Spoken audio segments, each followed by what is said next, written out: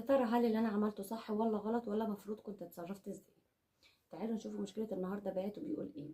واحد بعت وبيقول انا اخويا كان مسافر هو ومراته وحود عليا واداني بنته وقال لي خليها عندك لغاية بس ما ارجع من السفر. فهم راجعين في السكة عملوا حادثة فتوفوا هما الاتنين. بس قبل ما هما يتوفوا كانوا في المستشفى وهو راح لهم وقال له بنتي امانة في رقبتك، حافظ عليها وربيها تربية كويسة، محدش هيحافظ على بنتي قدك عشان انت عمها. قال له ما تقلقش، بنتك في عينيا وهحافظ لك عليها. فخد البنت وروح، واخوه توفى وخلاص. حضروا بقى الجنازه ودفن اخوه كل حاجه. بعد كده لما روح لمراته بقى والبنت هتقعد خلاص معاهم، هي رفضت. قالت له يانا البنت في البيت.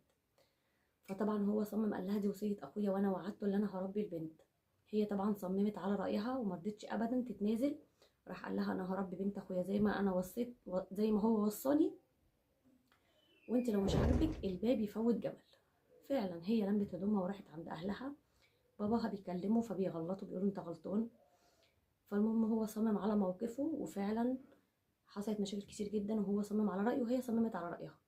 فخالة البنت عرضت عليه، قالت له خلاص هات البنت انا هربيها علشان خاطر المشاكل اللي هو فيها. هو طبعا رفض، قال لها لا دي وصيتي لاخويا ان انا مش هسيب البنت ومش هتخلى عنها ابدا وانا محدش هيربيها غيري.